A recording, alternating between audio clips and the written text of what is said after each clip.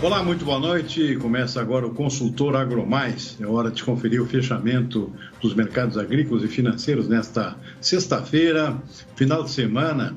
E é bom lembrar, véspera de feriadão nos Estados Unidos. Significa que segunda-feira é o Memorial Day, dia em que os americanos reverenciam seus mortos nas sucessivas guerras desse século e do século passado. E, portanto, é feriado nacional, não funcionam as bolsas nem de Chicago nem de Nova York. Então, segunda-feira, não tem cotações, não tem negócios nas bolsas americanas. E hoje o mercado de commodities agrícolas e os mercados financeiros também já se posicionaram na defensiva diante do feriadão. O pessoal não gosta de segurar posições em aberto no véspera de um feriadão. Os negócios retomam na terça-feira. Então, o mercado funciona meio de lado nesta sexta-feira, mas mesmo assim com oscilações importantes nos preços, conforme a gente vai ver a partir de agora. A gente começa o programa de hoje conferindo inicialmente o comportamento do mercado financeiro aqui no Brasil.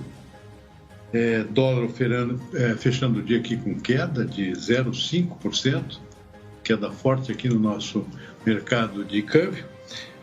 Cotação em R$ 4,74, cotação do câmbio aqui. O dólar bastante enfraquecido, o real fortalecido, em função da entrada aqui de montanhas de dólares, investidores aqui aproveitando as nossas altíssimas taxas de juros. Portanto, a lei da oferta e da procura aumenta a oferta aqui de moeda estrangeira no nosso mercado, e isso derruba a cotação aqui para R$ 4,74 nesse final de semana. 0,5% hoje, mas na semana a queda acumulada chega a 2,7%. Índice Bovespa, mercado de ações da B3, fechou com leve valorização de 0,1%, em parte também acompanhando o mercado internacional. Lá fora o índice Dow Jones fechou em alta de 1,8%, na Bolsa de Nova York. Antes disso, o índice DAX, a Bolsa de Frankfurt, na Alemanha, também fechou com valorização, nesse caso de 1,6%. E na Ásia, bem mais cedo, inclusive a Bolsa de Xangai também fechando com alta nesta sexta-feira. Destaque para o petróleo, que voltou a subir de forma expressiva nesta sexta-feira, alta de 1,1%. A $115,40 o barril do tipo Brent, que é referência para o mercado internacional, inclusive aqui para o nosso da Petrobras. O petróleo segue muito valorizado diante da perspectiva de aperto na oferta. A economia da China está retomando as atividades, significa maior potencial de consumo. A economia global, na verdade, volta a se movimentar com mais vigor depois de 2 anos de pandemia. E, por outro lado, os países da OPEP, a Organização dos Países Exportadores de Petróleo, não mostram sinais de aumento muito expressivo na produção. Vai continuar aumentando de forma dosada, o que vem fazendo já desde o início deste ano, na verdade, desde o fim do ano passado, um aumento aqui de 400 e poucos mil barris por dia, o que é nada comparando-se à evolução do consumo, que é grande. E, além disso, a perspectiva de boicote às importações de petróleo da Rússia, medida que vem sendo ensaiada pelos países da União Europeia, pode comprometer ainda mais a oferta de petróleo aqui dentro. Isso já está deixando preocupar a própria Petrobras com relação ao abastecimento de óleo diesel. A gente vai ver daqui a pouquinho no nosso noticiário de hoje, esse de destaque do dia, com essa preocupação com relação à possibilidade de escassez de óleo diesel no segundo semestre, diante do aperto na oferta de petróleo e do próprio diesel no mercado internacional. Então, o petróleo novamente alta, 115,40 o barril. Mercado de commodities agrícolas, vamos lá. Bolsa de Chicago com altas generalizadas. Aí, soja subiu 0,2% no encerramento dos negócios dessa sexta-feira. Previsão de chuvas no cinturão agrícola dos Estados Unidos, isso pode atrasar o plantio, que já estava atrasado, pode atrasar mais aqui, então um motivo de preocupação que levou a soja a fechar com alta no mercado internacional, na Bolsa de Chicago mais precisamente, nesta sexta-feira. Na semana, a soja também acumula alta, de 1,6%, comparado essa sexta-feira com a sexta-feira da semana passada. Milho teve um comportamento mais forte em termos de preços nesta sexta-feira, uma alta de 1,5%, também por conta de previsão de chuvas nos Estados Unidos, que pode atrasar ainda mais o plantio do próprio milho, que também tem andamento nesse momento. Então foi também o milho se elevando nas suas cotações por conta desse clima desfavorável para o andamento rápido do plantio, que já começou atrasado esse ano. Na semana, no entanto, o saldo do milho é negativo, caiu 0,2% no saldo semanal. Trigo com alta de 1,2%, basicamente fatores técnicos, cobertura de posições vendidas, mas seguindo ainda a preocupação com o impasse sobre a liberação dos embarques de trigo da Ucrânia. Continua o impasse, não tem ainda uma decisão, os portos estão fechados por tropas russas, isso significa menor oferta no mercado internacional e tem sido um fator de fortalecimento dos preços do trigo e hoje não foi diferente. Alta de 1,2%. Na semana, porém, com queda líquida de 1 ponto percentual, porque tivemos algumas quedas no decorrer do período. Arroz em casca em Chicago fechou em alta também, acabou acompanhando os demais grãos, 1,2%. Vamos para a Bolsa de Nova York. Nova York, o algodão, hoje teve um dia de realização de lucros. Tem fatores aqui que são baixistas para os preços. Primeiro, bom avanço do plantio nos Estados Unidos, ao contrário dos grãos, o algodão é mais ao sul dos Estados Unidos. O clima tem favorecido um andamento mais rápido do plantio, está dentro da normalidade, acaba sendo um fator baixista para preço. Além disso, as vendas semanais de algodão americano, os americanos são os maiores exportadores mundiais, as vendas semanais foram fracas, ficaram abaixo da expectativa, foi outro fator de pressão sobre os preços do algodão nesta sexta-feira. Na semana também o saldo líquido é negativo, menos 2% nos preços do algodão em Nova York. Café arábica, destaque do dia e da semana. Café arábica voltou a subir nesta sexta-feira, 1,3%. Basicamente preocupações com o clima muito seco aqui na região sudeste do Brasil, há preocupações com o possível efeito disso na produtividade dos cafezais que estão em véspera de colheita. Isso lembrando que ainda tem todo um inverno pela frente, então o café está muito sensível às condições climáticas aqui no Brasil, particularmente o arábica, que é mais sensível a essas variações climáticas. Então o café acabou fechando em alta nessa terça-feira nessa sexta-feira, mais uma vez, e acumulou na semana uma valorização forte de 6,3%. Portanto, destaque da semana, a maior variação semanal foi a do café, 6,3% no saldo acumulado de sexta-feira comparado com a sexta-feira da semana passada. Já o Robusta, mercado um pouco mais tranquilo, acabou fechando em queda hoje, 0,5% lá na Bolsa de Londres. Mas na semana acumulou alta também. Acompanhou o arábica em boa parte da semana, fechou com alta líquida de 2 pontos percentuais, mesmo com a queda de hoje. Açúcar bruto negociado em Nova York com alta no dia de 0,4%, basicamente por uma correção técnica, além de possibilidade aqui, especulação com a possibilidade de intervenção aqui nos preços dos combustíveis por parte do governo. Isso vem sendo motivo de preocupação na própria Petrobras essa semana, a gente vai ver daqui a pouquinho. Isso poderia conter os preços do etanol, na esteira dessa tendência, dessa possibilidade de contenção dos preços dos combustíveis em geral, e isso favoreceria, portanto, um investimento maior em termos de açúcar. O fato é que o açúcar, na verdade, o fator predominante foi a correção técnica que acabou fazendo com que os preços subissem nesta sexta-feira, embora na semana o saldo líquido tenha sido negativo, 1,7% abaixo de sexta-feira da semana passada. Bom, em frente, que ainda tem mais coisa pela frente, que é o suco de laranja com queda, 0,2%, cacau também caiu hoje, 0,1%, boi gordo na B3, outro destaque aqui do dia e da semana, queda forte na B3 hoje, contrato de junho é R$ 305,55, arroba, e a queda líquida na semana é de 2,1%. No mercado físico não foi diferente, também com queda nas principais praças de comercialização, ainda por conta da paralisação das compras da China de alguns frigoríficos e a pressão de oferta de boi gordo aqui no mercado, até pela proximidade do tempo seco, da estação seca, isso seca as pastagens, portanto o pecuarista acaba sendo obrigado a se desfazer de parte do seu plantel. Então tudo isso converge para a queda nos preços do boi gordo aqui no nosso mercado futuro e no próprio mercado físico. E o dólar, como a gente já viu, com queda de 0,5%. Bom, vamos em frente com as nossas notícias de hoje. Antes de mais nada, aqui vamos dar uma conferida rápida no nosso mercado físico. O mercado físico já tem o fechamento da soja aqui nos preços internos. Olha, a soja hoje fechou em alta aqui, na maior parte das praças do nosso mercado interno. Paranaguá, Passo Fundo com alta de 1 ponto percentual de R$1, melhor dizendo, para R$ 192,50 por saca de 60 quilos. Cascavel, no Paraná, também subiu R$1 para 187. Rondonópolis aqui não é exceção, fechou estável em 174. E Rio Verde com queda. O mercado continua bastante regionalizado, ou seja, tem altos e baixos aqui dependendo da região. Rio Verde fechou com queda de R$1 para 174.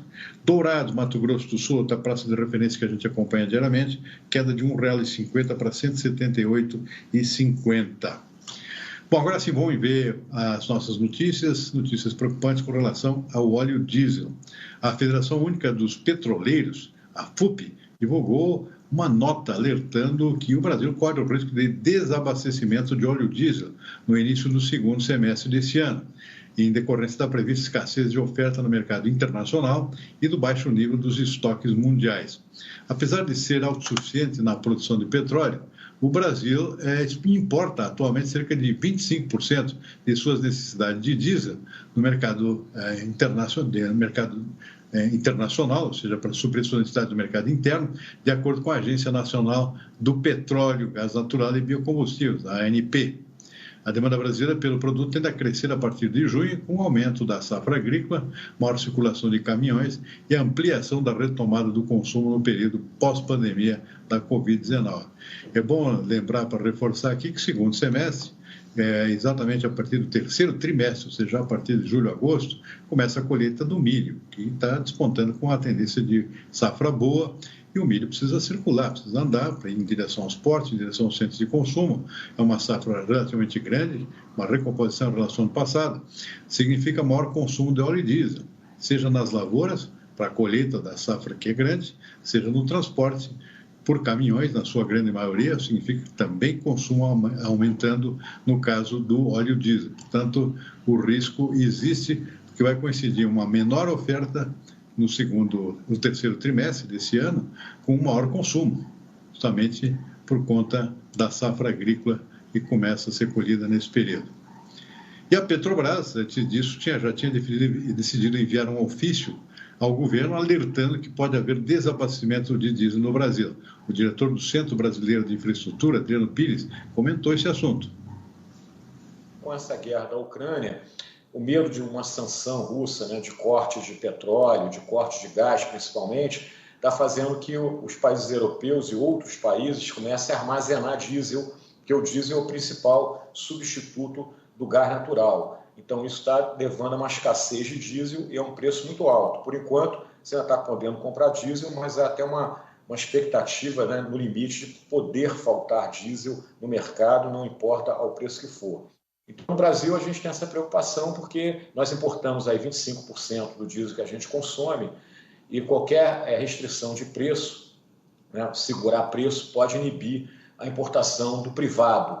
E aí isso pode levar ao desabastecimento, ou então a Petrobras, né, teria que comprar esse diesel pagando mais caro lá fora para vender mais barato aqui dentro. Nós não acreditamos em... E o presidente da Câmara dos Deputados, deputado Arthur Lira, acusou hoje a Petrobras de, abre aspas, falta de sensibilidade, fecha aspas, e defendeu que a empresa abra mão de parte dos seus lucros para reduzir o preço dos combustíveis. Em entrevista à Rádio Bandeirantes, ele disse que não vê clima político para discutir a privatização da estatal e que o projeto de limite do ICMS, aprovado pela Câmara, não vai se traduzir em perdas para a arrecadação dos estados.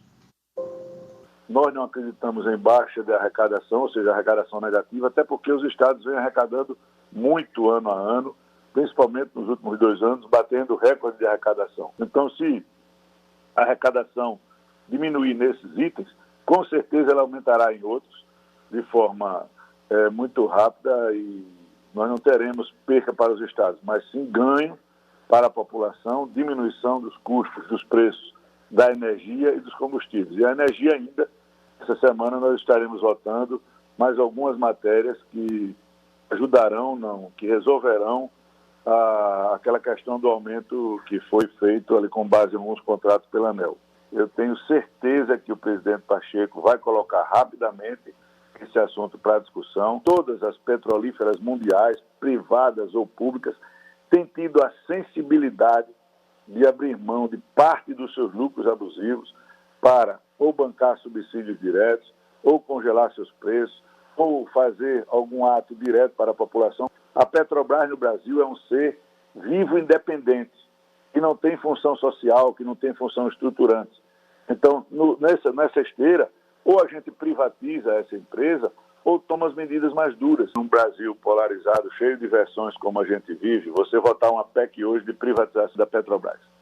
Então, uma privatização completa, eu acho que o tempo talvez seja inadequado, muito pouco. Agora, o governo pode, por um projeto de lei ou numa discussão mais rápida, vender as ações que tem no BNDES, em torno de 14%. Ele deixaria de ser majoritário. Ele tiraria das suas costas essa responsabilidade da falta de sensibilidade da Petrobras. O novo ministro vem com uma visão diferente um pouco. Ele vai, eu acho, que para cima dessa questão da Petrobras, da contribuição. Um alerta aí para os nossos criadores de suínos aqui no Brasil. Aqui, olha, o governo da Alemanha confirmou o primeiro caso de peste suína africana neste ano em uma população de suínos domésticos na região de Baden-Württemberg, que é próxima da fronteira com a França. A fazenda em que a doença foi identificada tinha 35 animais criados ao ar livre, que foram abatidos imediatamente. Autoridades locais definiram ainda uma zona de proteção e uma zona de vigilância em volta da propriedade, que fica a aproximadamente 6 quilômetros da fronteira com a França. Essa proximidade acendeu um alerta em serviços de vigilância franceses.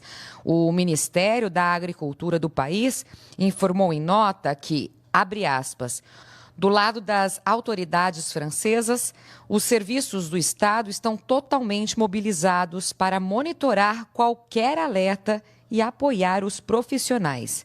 Fecha aspas.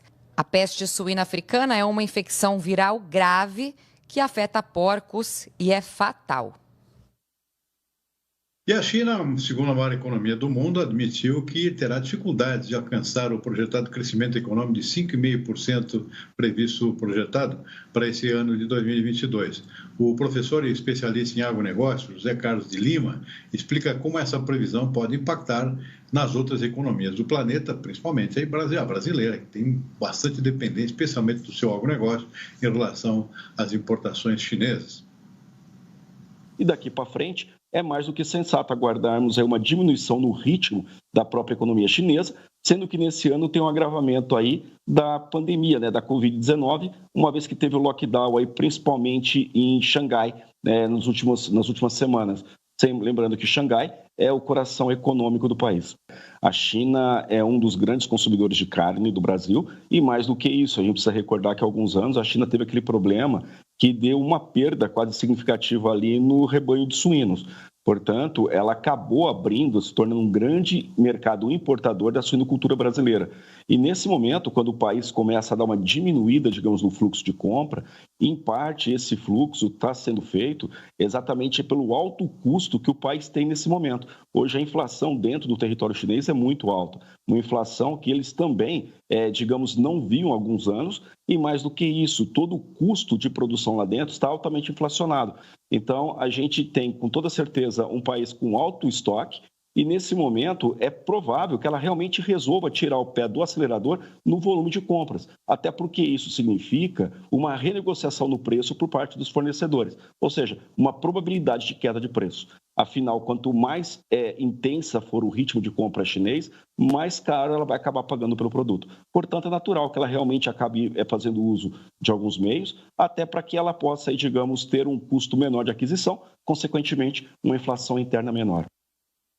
Ministros do G7, que reúnem as principais economias do mundo, os países mais ricos, chegaram a um acordo hoje sobre a eliminação progressiva de energia movida a carvão, extremamente poluente, e a expansão da produção de energia renovável. Nenhuma data foi estabelecida para essa meta até o momento. As 7 democracias mais ricas do planeta também se comprometeram a tomar medidas ambiciosas com relação à poluição plástica e aumentar os esforços para conservar ou proteger pelo menos 10%, pelo menos 30%, melhor dizendo, de áreas costeiras e marinhas até 2030. O comunicado foi divulgado depois de 3 dias de reuniões em Berlim, a capital da Alemanha. As negociações acontecem diante das crescentes preocupações com o fornecimento de combustível provocadas pela guerra na Ucrânia, ou seja, o carvão, na verdade, seria um substituto para essa queda no fornecimento de combustível da Ucrânia, mas, por outro lado, tem toda essa preocupação ambiental que leva a esse tipo de medida.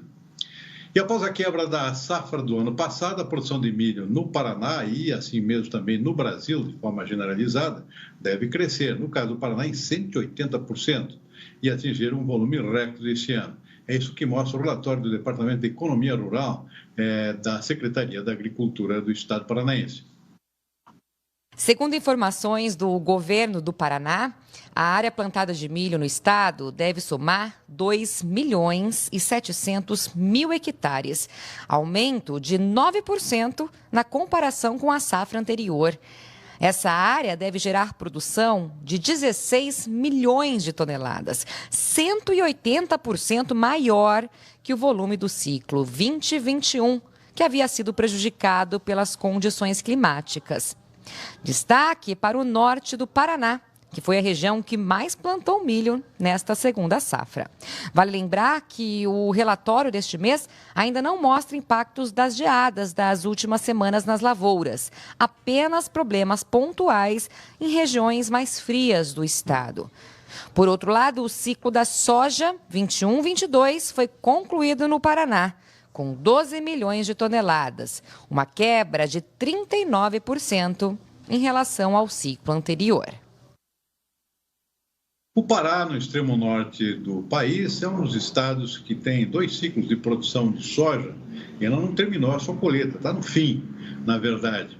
E para dar uma conferida como é que está a situação por lá, sobre a safra desse ano, eu conversei agora à tarde com o presidente da ProSoja do Pará, Associação dos Produtores de Soja desse estado, que é o Vanderlei Ataídes. Ele traz um balanço da colheita da soja no estado. Vamos ver. Paragominas ainda onde eu estou, né? Colhendo, finalizando a colheita aí no restinho de colheita e outras partes do estado já finalizou há muito tempo aí, já entrando na safrinha e nós aqui ainda colhendo. Essa é a vantagem de ter um estado desse tamanho, né? Tem 2 safras. Mas tá terminando bem? Como é que foi o resultado aqui da soja? Olha, a soja ela está produzindo bem esse ano. Aqui em Paragominas, aqui nós tivemos aqui um foco maior de pressão de chuva no início da colheita. Tivemos algumas coisas aí já variadas, pouca coisa aí, mas fora isso aí, a produção agora está seguindo. E o resto do estado também acompanhou esse mesmo índice aí. Então, digamos assim, estamos dentro do esperado, né? Não tivemos assim, um resultado ruim. A perca aqui com a questão do excesso de chuva nós tivemos aqui já nessa região nossa aqui, na região de Santarém também, ela não vai assim gerar um impacto muito grande. Então, por enquanto, até agora, tudo tranquilo. Cresceu, né, em todo o estado, né? Produção também, um crescimento na produtividade? Olha, Silmar, todo ano a gente tem um acréscimo na produtividade. Haja visto que as terras nossas aqui, cada ano que passa, elas vão ficando mais férteis, né?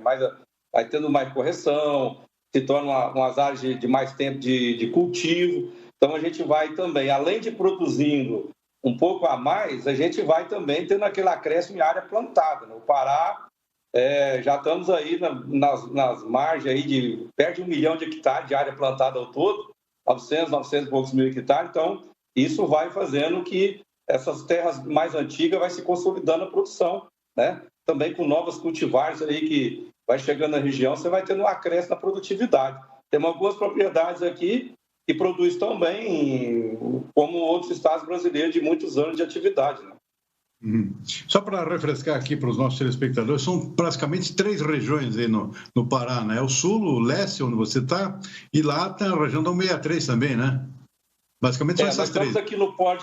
Exatamente, nós estamos aqui no polo de Paragominas, que a gente classifica esse polo aqui de Marabá até Belém, né? Ali de Abel Figueiredo, município que já tem produção, até Belém, o sul do Pará, que pega da divisa do Mato Grosso a Marabá, e a região de Santarém ali já está descendo para a Serra do Cachimbo ali, na 163. Né? Nós temos já bastante área naquela região de Novo Progresso ali, Cachoeira da Serra, né, que é um distrito ali, e o pessoal chegando, os nossos vizinhos aí do Mato Grosso, conhecendo o Pará, aqui no Pará, veja um crescimento bem assim, tranquilo. Acredito que o Estado tem muito a oferecer de áreas para se plantar no futuro. E a nossa logística sempre é aquela, né? Nós estamos dentro do porto, praticamente. Então, nós temos aí uma facilidade de escoar, e nisso aí acaba-se o produtor beneficiando aí com um pouco mais no preço do grão, da commodity, né?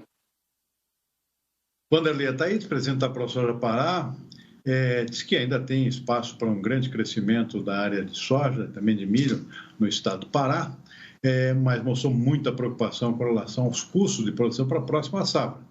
Acha que o produtor vai se conter em termos de expansão, a situação está muito crítica, os custos subiram muito, os preços não estão acompanhando, então ele admite até a possibilidade de uma parada no ritmo de expansão desse estado, que é o que mais vinha crescendo ultimamente em termos de expansão de área de plantio de soja. Simplesmente haver uma parada, tanto em investimentos em aumento de área, quanto investimentos na própria produtividade, dentro dos altíssimos custos, especialmente dos fertilizantes. Além das dúvidas com relação ao suprimento de crédito, que ainda está com um grande ponto de interrogação para essa próxima safra em todo o Brasil. Nós vamos ficando por aqui com o nosso consultor agromais desta sexta-feira. Uma boa noite, um bom final de semana, até segunda.